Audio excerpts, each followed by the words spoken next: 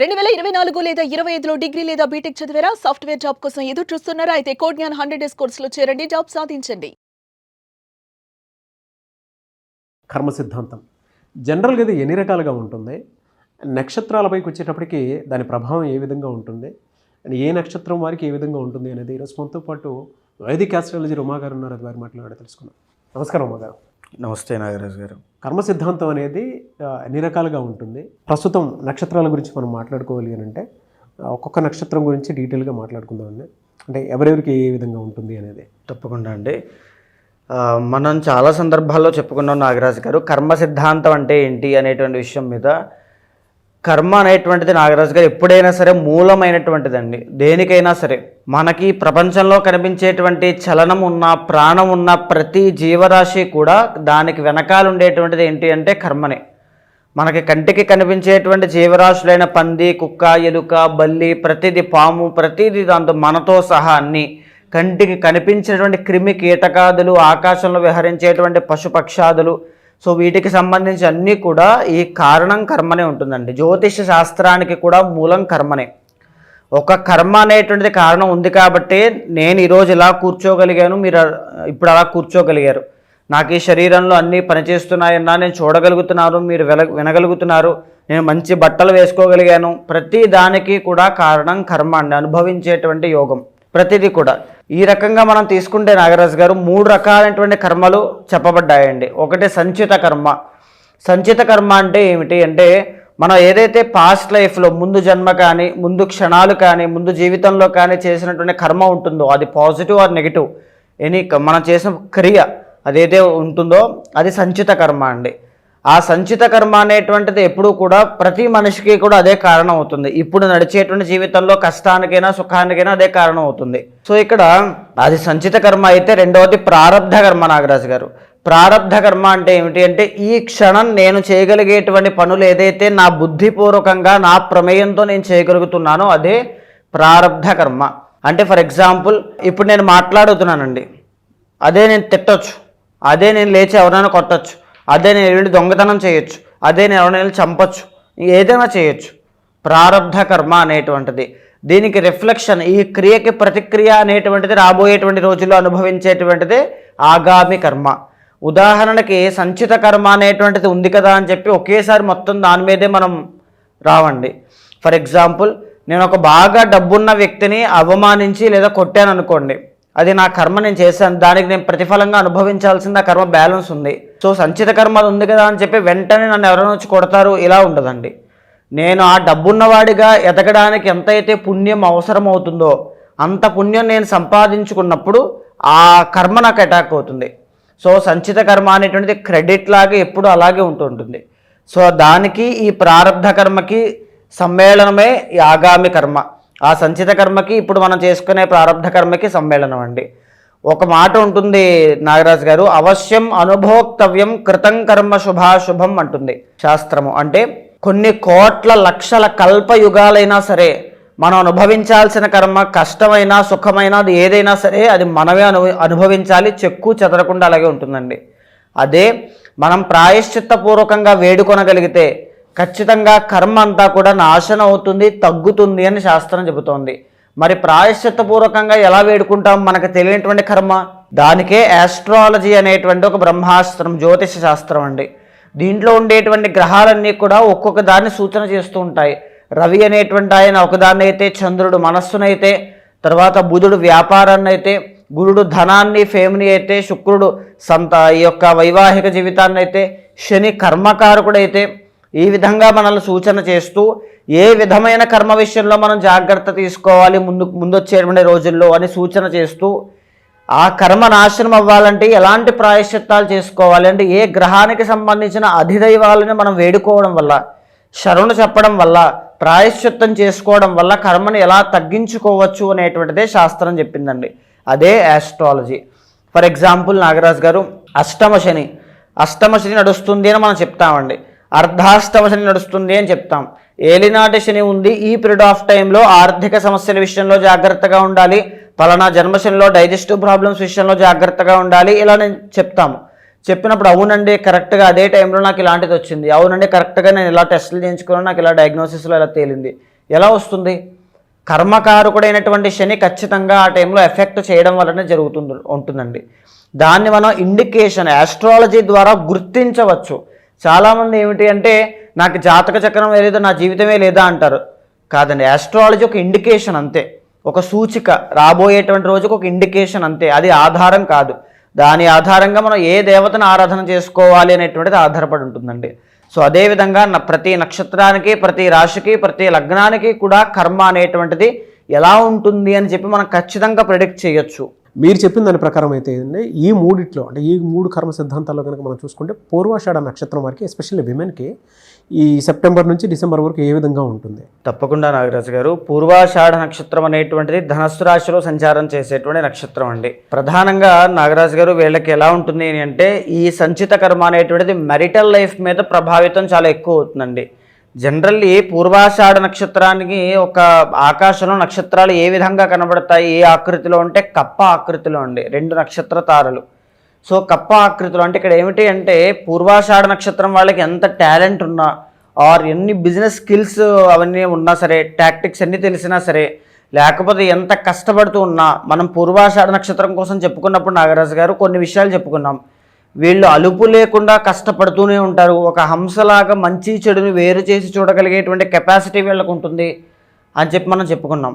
అంతటి టాలెంట్ ఉన్న వీళ్ళైనా ఎంత కష్టపడుతూ ఉన్నా వీళ్ళకి సక్సెస్ రావడం అనేటువంటిది చాలా కష్టం అవుతుందండి.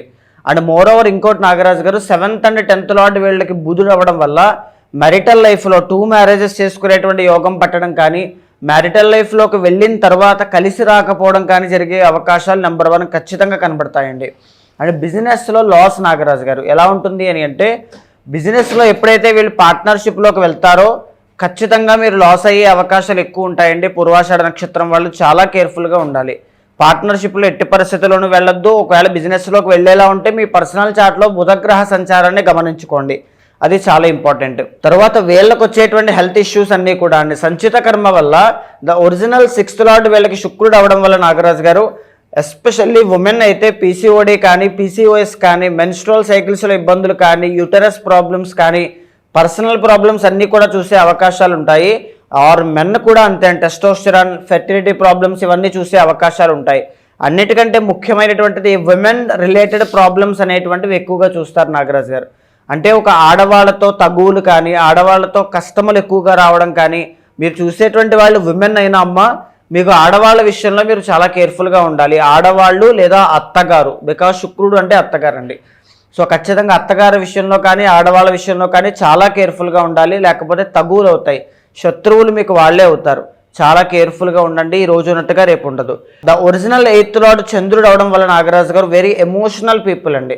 అంటే ఎలా ఉంటుందంటే చిన్న విషయానికి కూడా హట్ అవ్వడం, అంటే వీళ్ళు ఎవరిని హాని చేయాలి అని కోరుకోరు, కానీ వీళ్ళకి చాలా జరుగుతాయి అవమానాలు లాంటివి. బికాజ్ 8th లార్డ్ చంద్రుడు అవ్వడం వల్ల ఓవర్ థింకింగ్ కానీ, నెగిటివ్ థింకింగ్ కానీ, యాంగ్జైటీ, డిప్రెషన్ కానీ ఇలాంటి ఇబ్బంది కలగడం, లేదా ఈ పూర్వాషాఢ నక్షత్రంలో జన్మించిన జాతకుల యొక్క తల్లికి, మాతృమూర్తి ఆ తల్లికి ఇబ్బందులు రావడం, వాళ్ళ అమ్మగారికి ఏదైనా ఆరోగ్య సమస్యలు కావచ్చు, మానసిక ఒత్తిడి కావచ్చు, వాహన ప్రమాదాలు కావచ్చు, ఈ అమ్మగారికి ఇబ్బందులు రావడం లాంటివి ఖచ్చితంగా కనబడతాయండి. ఇంకొకటి నాగరాజు గారు, వీళ్ళకి వచ్చేటువంటి ఆరోగ్య సమస్యల విషయంలో మనం డీప్గా చెప్పుకోవాలంటే స్పైనల్ కార్డుకి సంబంధించి, థైస్కి సంబంధించినటువంటివి, వెయిన్స్ అండ్ వెరికోజ్ వెయిన్స్ అంటూ ఉంటాను, నరములకి సంబంధించినటువంటి బాధ. సో ఆ రకమైనటువంటి సమస్యలు కావచ్చు, డయాబెటీస్ కానీ, లేకపోతే లంగ్ క్యాన్సర్ కానీ, బ్లడ్ రిలేటెడ్ ప్రాబ్లమ్స్ ఆల్రెడీ మనం చెప్పుకున్నాం. ఇవన్నీ వస్తున్నాయి, కనబడుతున్నాయి అని అంటే అనారోగ్య సమస్యలకి దారితీస్తున్నాయి క్రమేపీ అంటే సంచిత కర్మ అనేటువంటిది అటాక్ అవ్వబోతోంది. మీ చార్ట్లో ఖచ్చితంగా మీరు జాగ్రత్త తీసుకోవాల్సిందే అండి. అంటే రెండవది ఏంటి అంటే 12వ స్థానం, ద ఒరిజినల్ 12th లార్డ్ కుజుడు అవ్వడం వల్ల అండి కోర్టు సమస్యలు, భూ వివాదాలు, తర్వాత లిటిగేషన్స్లో ఇరుక్కోవడం, సిబ్లింగ్స్తో తనకంటే చిన్నవాళ్లతో గొడవలు ఎక్కువగా అవుతూ ఉండడం, లేకపోతే వాహనాలు అనేటువంటివి యాక్సిడెంట్కి గురవ్వడం, ప్రమాదాలు అనేటువంటివి అవడం, అగ్ని ప్రమాదం, ఎలక్ట్రిక్ షాక్స్, లేకపోతే ఈ యొక్క వాహన ప్రమాదములు. అండ్ కుజుడు కాబట్టి మేజర్గా సర్జరీస్ అండి, శస్త్రచికిత్స ఇలాంటివన్నీ జరుగుతున్నాయి అన్న సంచిత కర్మ అనేటువంటిది చాలా ఎఫెక్ట్ అవుతుంది అని అర్థం అండి. సో మేజర్లీ నాగరాజు గారు ఇప్పుడు నడిచేటువంటి గ్రహ సంచారం అంతా చూస్తే అండి వీళ్ళకి అర్ధాష్టమ శని అనేటువంటిది స్టార్ట్ అయింది వీళ్ళకి. అర్ధాష్టమ శని అంటే శని 4th హౌస్లో ఉండడం. శని అనేటువంటి ఆయన కర్మకారకుడు. సో ఇక్కడ ఏంటి అంటే పనులన్నీ కూడా డిలే అవ్వడం, చాలా స్లో డౌన్ అవ్వడం, ఆరోగ్య సమస్యలు రావడం, లేకపోతే ఇంకా చెప్పాలి అంటే వీళ్ళకి 9th హౌస్లో రవిగ్రహ సంచారం ఇప్పుడు నడుస్తోంది.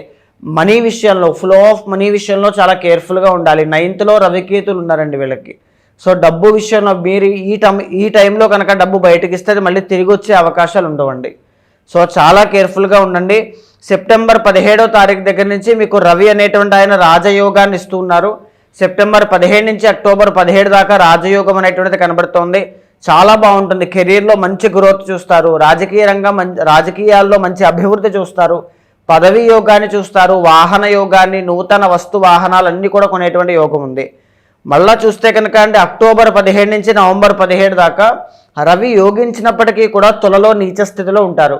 ఎయిదర్ స్పౌస్కి మెరిటల్ లైఫ్ అయిన తర్వాత, మెరిటల్ లైఫ్లోకి వచ్చిన తర్వాత భార్య లేదా భర్తకి అనారోగ్య సమస్యలు రావడం కానీ, లేకపోతే పై అధికారుల దగ్గర నుంచి, లీడర్ దగ్గర నుంచి, ఈ బాస్ దగ్గర నుంచి చాలా ఒత్తిడి ఎక్కువగా పెరగడం కానీ, లేకపోతే అనారోగ్య సమస్యల వల్ల తీవ్రంగా ధన నష్టం కలగడం కానీ జరిగే అవకాశాలు ఉంటాయండి. సో ఆ పీరియడ్ ఆఫ్ టైం, ఆ 1 month చాలా కేర్ఫుల్గా ఉండాలి నాగరాజు గారు. ఓవరాల్గా చెప్పాలంటే సంచిత కర్మ వల్ల పూర్వాషాఢ నక్షత్రం వాళ్ళ కెరీర్లో గ్రోత్ లేదన్నా, మెరిటల్ లైఫ్లో 2 మ్యారేజెస్ సంబంధించినటువంటి ఇబ్బందులు ఉన్నాయన్నా, రిలేషన్షిప్ ప్రాబ్లమ్స్ అన్నా, ఇందాక నేను చెప్పినట్టుగా భూ వివాదాలు, ఆరోగ్య సమస్యలు ఇలాంటివి ఏమున్నాయన్నా సరే ఆ కర్మ నివారణ కోసం పర్సనల్ చార్ట్ చూసుకుని తగినటువంటి జాగ్రత్తలు ఖచ్చితంగా తీసుకోండి. అయితే చాలామందికి వారి పర్సనల్ చార్ట్ ప్రకారం ఏముంది, విద్య, ఉద్యోగం, వ్యాపారం, ఆర్థికం లాంటి విషయాల్లో ఏ విధంగా ఉండబోతుందని ప్రతి ఒక్కరికి తెలుసుకోవాలనుకుంటారు. వారి జాతక చక్రం ఆధారంగా మిమ్మల్ని అప్రోచ్ అవ్వాలంటే ప్రాసెస్ ఏంటి? మనం ఇప్పుడు మాట్లాడుకుందంతా కూడా గోచార అంశములు నాగరాజు గారు. కానీ పర్సనల్ చార్ట్లో ఏ విషయాన్నైనా సరే మనం కూలంకషంగా చూడొచ్చు, మాట్లాడవచ్చు, జాగ్రత్తలు కూడా తీసుకోవచ్చు. సో నేను చాలామందిని చూశాను నాగరాజు గారు. చిన్న వయసు నుంచి నాకు సరిగ్గా చదువు చెప్పించలేదని బాధతో తల్లిదండ్రులను హింసించేటువంటి వాళ్ళని చూశాను. చిన్న వయసులోనే వ్యసనాలకి బానిసైన వాళ్ళని చూశాను. మెరిటల్ లైఫ్లోకి రాంగ్ డెసిషన్ తీసుకుని వెళ్ళి ఇబ్బంది పడి మళ్ళీ విడిపోయి నానా రకాల కష్టాలు పడుతున్న వాళ్ళని చూశాను. ఎన్నో రకాలు చూశానండి. అలాంటి వాళ్ళు ఎవరున్నా సరే మీ వెనకాల నేను ఉంటాను. ఖచ్చితంగా మీ జాతకం చూసిన తర్వాత మీ జీవితంలో లెఫ్ట్ ఆర్ రైట్ సిచ్యువేషన్ ఎప్పుడు వచ్చినా ఒక బ్రదర్లా కావచ్చు, ఒక ఫ్యామిలీ మెంబర్లా కావచ్చు, ఒక ఆస్ట్రాలజర్ లాగా, ఒక మెంటర్ లాగా మీకు గైడెన్స్ ఇస్తాను. ఖచ్చితంగా మీ జాతకం చూసిన తర్వాత ఏదైనా దోషాలుంటే శాంతి పరిహారములు మీతో ఆచరింపచేసి భగవత్ అనుగ్రహం కలిగేలా చేస్తాను. అలాంటి వాళ్ళు ఉంటే మీ కింద కనిపించిన నెంబర్కి కాల్ చేస్తే మా వాళ్ళు మీకు పూర్తి వివరాలు అందిస్తారు. వాళ్ళకి కాల్ చేసి మీరు తెలుసుకోవచ్చు. థ్యాంక్ యూ అండి. థ్యాంక్ యూ సో మచ్ అమ్మ గారు. నమస్తే అండి. చూసారు కదండి వీడియో. ఈ వీడియోపై మీ అభిప్రాయాన్ని కమెంట్ బాక్స్లో పోస్ట్ చేయండి. ముఖ్యంగా మీరు కనుక విద్య, ఉద్యోగం, వ్యాపారం, ఆర్థికం లాంటి విషయాల్లో మీ జాతక చక్రం ప్రకారం ఏ విధంగా ఉంది, వేదిక ఆస్ట్రాలజీ ఏం చెప్తుంది, ఎలాంటి రెమెడీ పాటించాలి, దాంతోపాటు చాలామందికి పర్సనల్గా కెరీర్లో ఏ విధంగా స్టెప్ వేస్తే బాగుంటుంది, అదే బిజినెస్సా, కెరీర్ వైపుకి వెళ్ళాలంటే జాబ్ వైపుకి వెళ్ళాలా, లేదా పెళ్ళిళ్ళకి సంబంధించి అంటే ఇది కరెక్టా కాదా అని తెలుసుకునేటువంటి వాళ్ళు కూడా చాలామంది ఉంటారు. కాబట్టి వేదిక ఆస్ట్రాలజీ త్రూ కనుక మీరు వెళ్ళాలనుకుంటే స్క్రీన్ మీద మీకు ఉమా గారి కాంటాక్ట్ నెంబర్ కనిపిస్తుంది. దాన్ని మీరు కాల్ ఆర్ మెసేజ్ వాట్సాప్ చేసి వెంటనే అపాయింట్మెంట్ బుక్ చేసుకోండి. ఈ వీడియో లైక్ చేయండి, షేర్ మాత్రం తప్పకుండా చేయండి. ఇలాంటి మరిన్ని వీడియోస్ కోసం మా ఛానల్ ఫాలో అవ్వండి. Thank you.